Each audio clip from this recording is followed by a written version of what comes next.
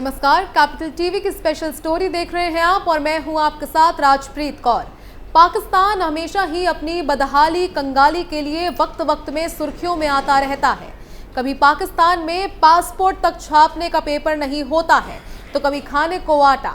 अब एक बार फिर से पाकिस्तान की जमकर फजीहत हुई है, तो चलिए आपको भी बताते हैं कि क्या कुछ है पूरा मामला। दरअसल पाकिस्तान की कंगाली के बीच प्रधानमंत्री शहबाज शरीफ सऊदी अरब के दौरे पर पहुंचे हैं। रमजान के पावन महीने में सऊदी अरब पहुंचे शहबाज शरीफ ने प्रिंस मोहम्मद बिन सलमान के साथ मुलाकात की। पाकिस्तान और सऊदी अरब ने एक संयुक्त बयान जारी किया जिसमें $5 अरब के निवेश के पहले पैकेज को देने में तेजी लाने पर सहमति जताई है। सऊदी अरब ने पाकिस्तान को आर्थिक मदद देने का कोई ठोस वादा नहीं किया। इससे पहले सऊदी अरब ने वादा किया था कि वो पाकिस्तान की आर्थिक रूप से मदद करेगा। इमरान खान सरकार के सत्ता से बाहर जाने के बाद ये सऊदी प्रिंस और पाकिस्तानी प्रधानमंत्री के बीच पहली मुलाकात थी। सऊदी अरब ने अभी निवेश की कोई जानकारी नहीं दी, लेकिन पिछले साल पाकिस्तान के care taker PM Anwar ul Haq काकर ने ऐलान किया था कि सऊदी सरकार 2 से 5 साल के अंदर $25 का निवेश विभिन्न सेक्टर में करेगी। उन्होंने कहा कि सरकार निजीकरण की प्रक्रिया को फिर से शुरू करेगी। इस मुलाकात के दौरान सऊदी प्रिंस ने शहबाज शरीफ को प्रधानमंत्री बनने के लिए बधाई दी। काकर ने बताया था कि सऊदी अरब खनन, कृषि और सूचना तकनीक सेक्टर में निवेश करेगा। पाकिस्तान चाहता है कि सऊदी अरब उनके देश में विदेशी निवेश को बढ़ाए। शहबाज शरीफ को विपक्षी दलों ने घेरा। सऊदी अरब ने पाकिस्तान को डिफॉल्ट होने से बचाने के लिए अरबों डॉलर का लोन पहले ही दे रखा हुआ है। पाकिस्तान अब चाहता है कि सऊदी अरब लोन के अलावा उनके देश में निवेश करे, लेकिन वो कोई ठोस प्लान नहीं दे पा रहा है। इसी वजह से पाकिस्तान में सऊदी अरब का निवेश रुका हुआ है। इससे पाकिस्तान की अर्थव्यवस्था सुधरने का नाम नहीं ले रही है। पाकिस्तान में इस साल केवल करीब $1 अरब का विदेशी निवेश हुआ है। इससे पाकिस्तान की सरकार बढ़ाने के लिए सऊदी अरब की ओर उम्मीद के साथ देख रही है। वहीं पाकिस्तान के विपक्षी दलों ने शहबाज के दौरे को फेल करार दिया है। उन्होंने कहा कि शहबाज शरीफ कटोरा लेकर गए थे, लेकिन उन्हें कुछ हाथ नहीं लगा। इस बीच सऊदी प्रिंस ने शहबाज शरीफ को आश्वासन दिया है कि वो इस्लामाबाद का दौरा करेंगे। सऊदी अरब ने पाकिस्तान को ये भी कहा है कि वो भारत के साथ बातचीत को फिर से शुरू करे।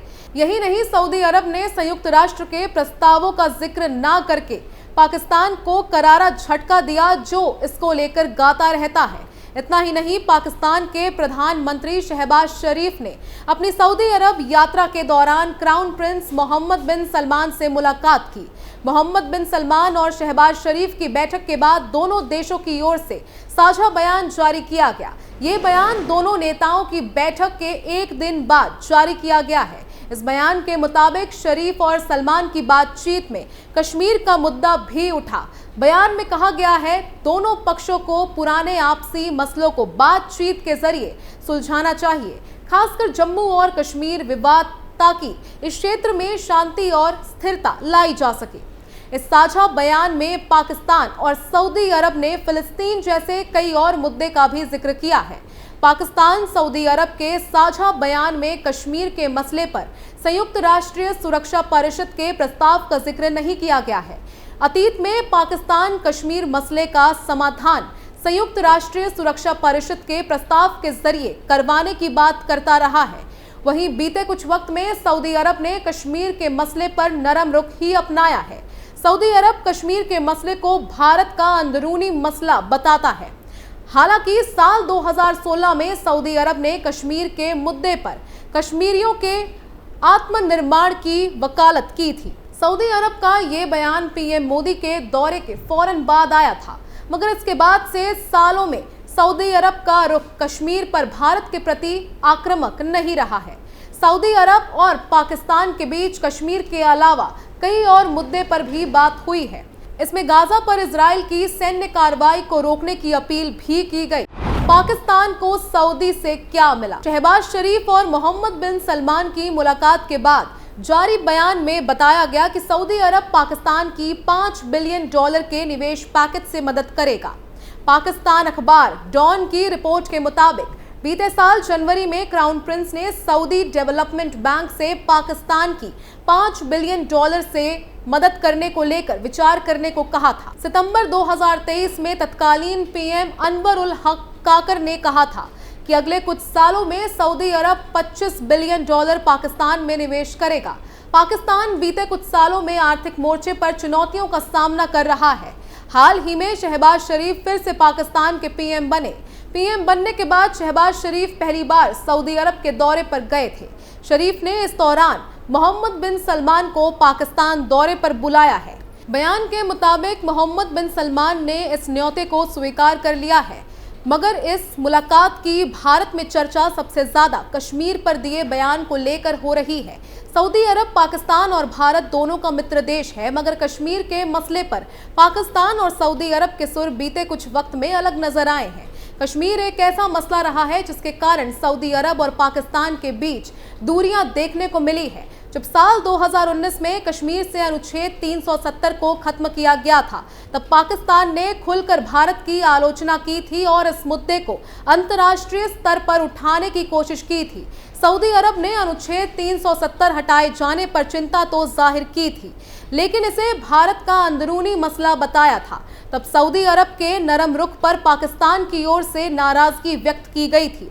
साल 2020 में अनुच्छेद 370 के विशेष प्रावधानों को हटाए जाने की पहली सालगिरह के मौके पर तत्कालीन पाकिस्तानी विदेशी मंत्री शाह महमूद कुरैशी ने मायूसी जाहिर की थी।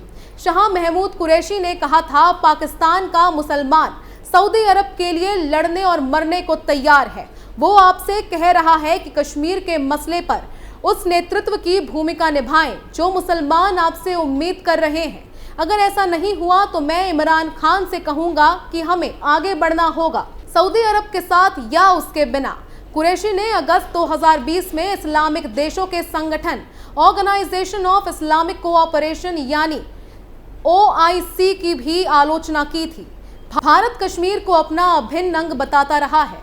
भारत का कहना है कि कश्मीर देश का अभिन्न अंग था, है और रहेगा।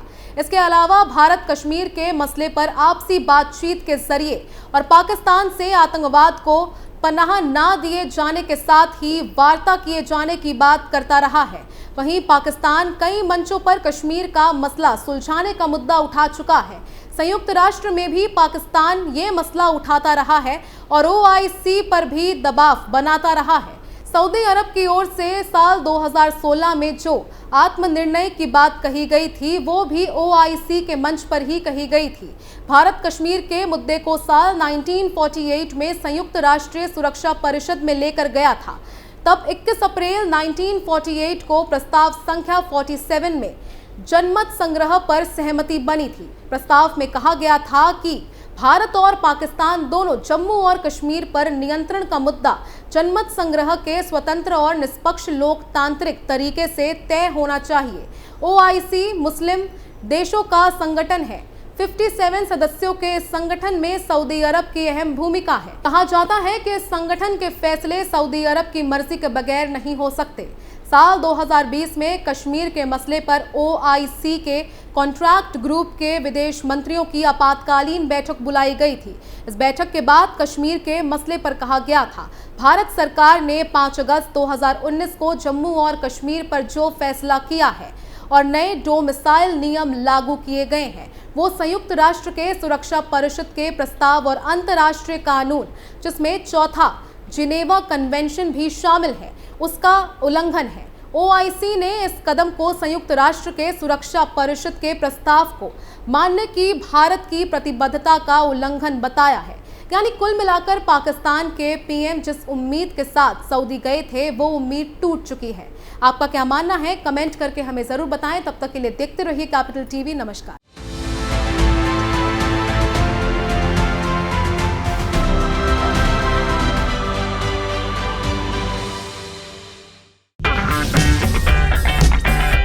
अगर आपको हमारा वीडियो पसंद आया हो तो इसे लाइक करें, हमारे चैनल को सब्सक्राइब करें और हाँ, बेल आइकन दबाना ना भूलें ताकि आप तक हमारे वीडियो की नोटिफिकेशन पहुंचती रहे। आप अपना सुझाव हमें कमेंट बॉक्स में दे सकते हैं। हमारे साथ जुड़ने के लिए शुक्रिया।